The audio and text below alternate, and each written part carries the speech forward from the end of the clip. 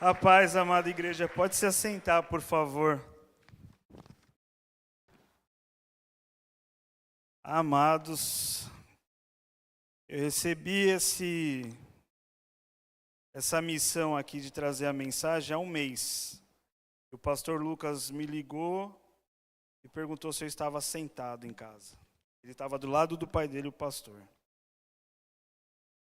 Toda vez que eu subo aqui, eu sinto um temor e amor pela obra de Deus. E eu tive bastante tempo para poder ler a palavra de 1ª e 2ª Coríntios. E estudando, buscando, orando. E conforme a pastora ministrou a outra vez, a palavra primeiro vem a nós, a própria pessoa. O tema eu ia escolher confronto, mas achei uma palavra muito difícil. E aí o tema que eu escolhi foi pare de arrumar desculpas. Porque a palavra vem direto na minha mente e no meu coração. E Paulo, o apóstolo Paulo tentou transmitir em 1ª e 2ª Coríntios aos cristãos daquela época a importância da unidade do amor, do perdão e da busca por uma vida correta. Além de reafirmar sua autoridade apostólica e a verdade do evangelho contra os falsos ensinamentos. Bia, coloca para mim 1 Coríntios 9, 24 a 27, por favor. Eu vou ler aqui no telão, irmãos. Não sabeis que entre todos os que correm no estádio, na verdade, somente um recebe o grande prêmio? Correi de tal maneira que o alcances. Todos os que competem nos jogos se submetem a um treinamento rigoroso.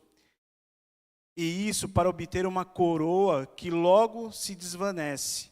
No entanto, nós nos dedicamos para ganhar uma coroa que dura eternamente.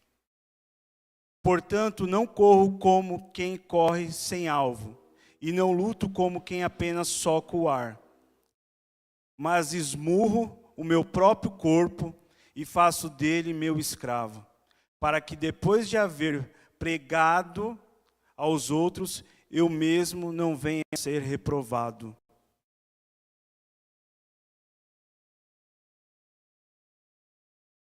Eu vou ler minha versão, essa última, 27. Eu trato o meu corpo duramente e o obrigo a ser completamente controlado, para que depois de ter chamado outros para entrar na luta, eu mesmo não venha a ser eliminado dela. O que o Paulo está dizendo aqui, a vida cristã exige esforço, obediência, autodisciplina e amor. Não há espaço para desculpas. É preciso correr com um propósito. Eu repito várias vezes que eu estava em casa e eu era católico, meu pai bandista, espírita, minha mãe não tinha definição se era católica ou espírita. E eu, a partir de 16 anos, eu também católico por causa da minha avó, ia nos cultos, ia nas missas de segunda-feira, missa das almas, não sabia até hoje o que aquilo significa. E sempre buscando a Deus. Só que quando eu entrei para a igreja, me decepcionei muito. Eu entrei para a igreja depois, muito tarde. Só que eu era aquele que julgava os cristãos, eu julgava quem estava de terno, eu falava mal, eu criticava, brigava às vezes. E quando eu entrei para essa porta há 13, 14 anos atrás, o Danilo me chama de o zangado dos 7 anões. Mas eu sou verdadeiro, não escondo as minhas emoções. Se eu sou triste, eu sou triste, se eu estou alegre, eu sou alegre. E eu entrei nessa igreja com o braço cruzado, e falando, é mais um pastor que quer dinheiro.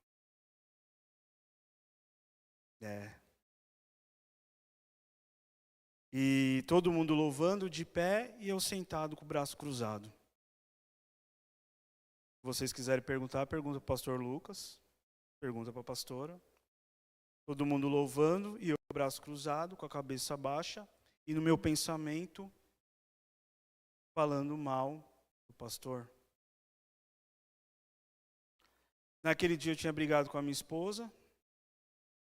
Eu falei para ela, para que essa porcaria de igreja? Por que você está indo para a igreja? Briguei feio. Subimos as escadas. Eu casado, eu amo a minha esposa. Tá, vamos para a igreja. Não queria vir.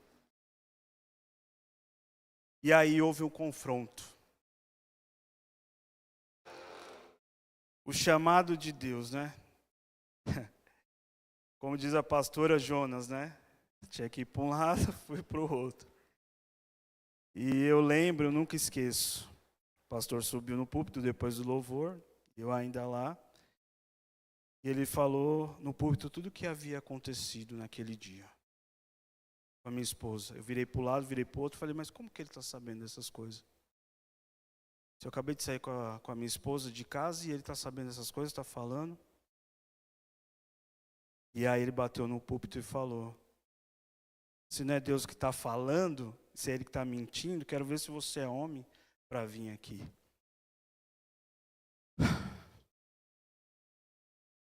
Com esse tamanho todo, todo mundo brinca que eu sou o galinho garnizé.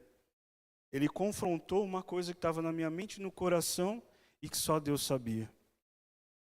Eu me aproximei, ele me abraçou e falou que Deus iria mudar a minha vida. E mudou bastante. Só que a partir daquele momento, fui convidado para a igreja. E tem dos estudos aqui, 14 anos. Mas o que não saía de mim, a religiosidade. Agora eu achava que eu era o super crente. Porque agora eu estou na igreja, Deus usou o pastor para falar comigo uma coisa pessoal, eu era o super crente. Voltei a julgar, voltei a falar mal, falar que o povo que está no mundo não presta. Olha que beleza. Esse é o Renan, o velho homem. É engraçado, né? E aí eu peguei uma frase do Rodrigo Bibo, do livro que até estou lendo, que fala como ser um cristão inútil. E aí tem uma frase que eu peguei que fala assim, porque nada adianta termos uma mente de servo, se antes não tivermos no coração a convicção de que o Senhor Jesus nos serviu primeiro. Nos serviu primeiro. Aí em 1 Coríntios, não precisa, Bia, que eu vou continuar, o Caio. 1 Coríntios 15, 58, Paulo fala, portanto, queridos irmãos, continue fortes e firmes, continue ocupados no trabalho do Senhor, pois vocês sabem que todo o seu esforço nesse trabalho sempre traz proveito. Mesmo eu tendo recaído, a igreja não desistiu de mim.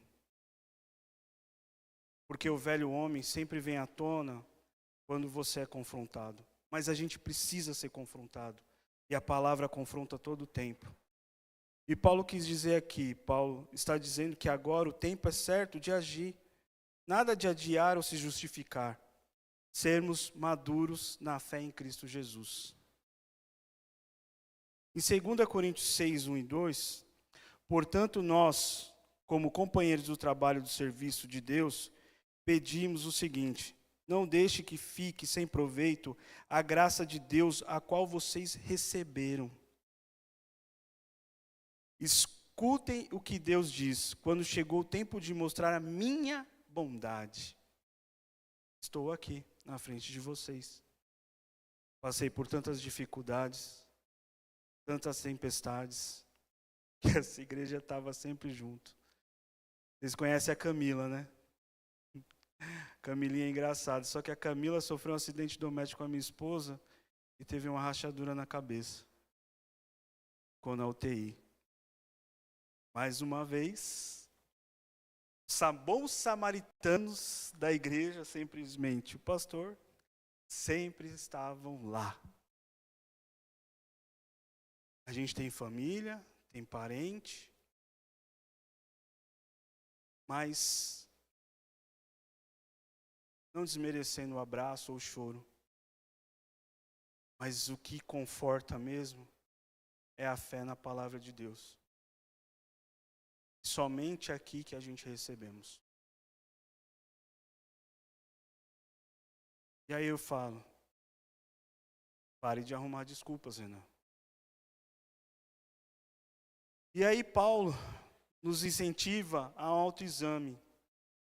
Não se trata de desculpas, mas de encarar a realidade da fé com serenidade e equilíbrio. Lembra que eu falei? Entrei na igreja, antes da igreja era entrei na igreja e se tornei super religioso. Que achando que eu era sempre o certo. E os outros eram errados. E aí, 2 Coríntios 13, 4. Bia, pode colocar para mim, por favor? Porque apesar de haver sido crucificado em fraqueza, ele vive.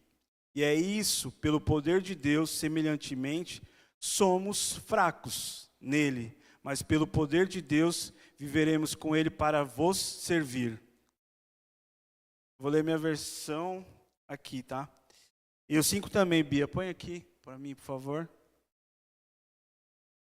Examinai, portanto, a vós mesmo, a fim de verificar se estáis realmente na fé. Provai a vós mesmo, ou não percebeis que Jesus Cristo está em vós, a não ser que já estejais reprovados. Amados irmãos, a gente tem que diminuir para que ele cresça. E Deus vem me estreitando, vem me mostrando que isso é verdade. Eu matei o meu ego de ser o super Renan. E quando eu leio 1 e 2 Coríntios, eu descobri o meu chamado. O meu chamado é servir a quem precisa, seja quem for. Eu não tenho que julgar. E outra coisa, ele fala: se autoexamine. E eu fui confrontado na minha religiosidade, no meu pecado, na minha pobreza, ou às vezes na minha condição financeira boa, no meu tempo de domingo, futebol, a família, deixar a igreja de lado, a comunhão dos irmãos, a minha fofoca, conforme eu falei, a minha inveja. Por que o irmão tem carro e eu não tenho? Por que fulano compra isso, compra aquilo?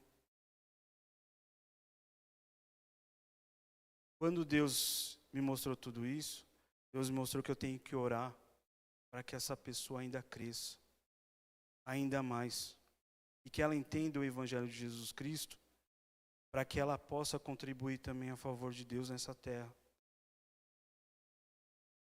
E aí, eu também arrumei muitas desculpas.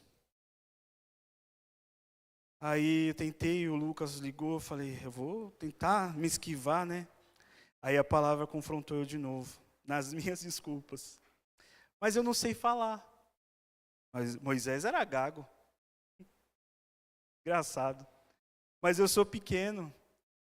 Zaqueu se tornou grande para Cristo. Mas eu não tenho tempo. O jovem rico tinha uma oportunidade e deixou Jesus seguir. Deixou de ser discípulo. Ah, mas eu sou o último da minha casa. Davi cuidava de ovelhas e se tornou rei. Ah, mas hoje não vou para a igreja. Aí, Deus vê Gideão lá trabalhando. Aí Gideão, o anjo apareceu e falou, você vai ter que livrar meu povo. Ele, não, estou fora. Opa, eu não. Aí fez prova 1, Fez prova 2. A terceira ele falou, tá bom, tô indo. A gente não precisa. Hoje a gente tem a palavra de Deus. Tem ministradores que falam a verdade sobre a palavra. Ah, mas outro dia eu faço. Ah, o pastor me chamou ali, mas outro dia eu faço, não sei o quê. Aí conforme a pastora falou, eu falei. E Jonas? Jonas foi para o outro lado. Aí a baleia, você vai fazer o que eu mandei.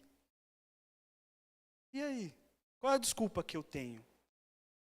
Eu vou arrumar desculpa até quando? Para servir a Deus? Eu sempre escuto aqui, que no ventre da minha mãe eu já tinha um nome. Foi Ele que me escolheu. Ele que está me dando a oportunidade para estar servindo Ele nessa terra. Para que Ele volte, para que eu possa ainda levar o Evangelho para todas as pessoas que precisam. Eu não preciso ser o crente chato. Eu vejo futebol, vejo luta de artes marciais. Eu não tenho que ser o cara que vai ficar apontando o dedo, conforme eu apontei várias vezes. É as minhas atitudes diariamente que vai apresentar às outras pessoas. Eu sou falho, eu sou pecador, eu não sou o melhor marido do mundo, não sou o melhor pai do mundo, eu não sou o melhor amigo. Mas por causa de Jesus que morreu na cruz, eu estou tentando fazer o meu melhor e vou crescer fazendo o meu melhor.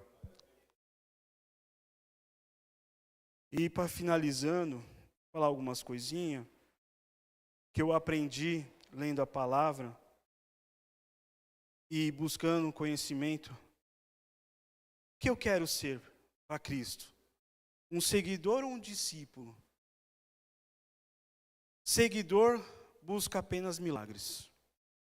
Discípulo permanece mesmo na dor. Seguidor quer apenas as bênçãos, não a cruz. Discípulo está disposto a renunciar e nascer de novo. Seguidor vive por sentimentos. Discípulo vive por fé. Seguidor critica tudo e a todos. Discípulo vive com propósito em servir o chamado. Seguidor foge quando é confrontado. A verdade dói, mas a verdade faz a gente crescer. Discípulo cresce no conhecimento da palavra. Está em Josué 1:8. Muita gente usa só 1 e 9. Leia a palavra. Bia, coloca para mim 1 Coríntios 13, 4 ao 7. Aí eu encerro aqui. O 1 Coríntios, obrigado. O amor é paciente, o amor é bondoso, não inveja, não se vangloria, nem é arrogante. Não se porta de maneira inconveniente, não age egoisticamente, não se enfurece facilmente, não guarda ressentimentos. O amor não se alegra com a injustiça, pois sua felicidade está na verdade. Tudo sofre, tudo crê, tudo espera, tudo suporta por Cristo. Palmas, louve ao Senhor. Obrigado, Senhor Jesus.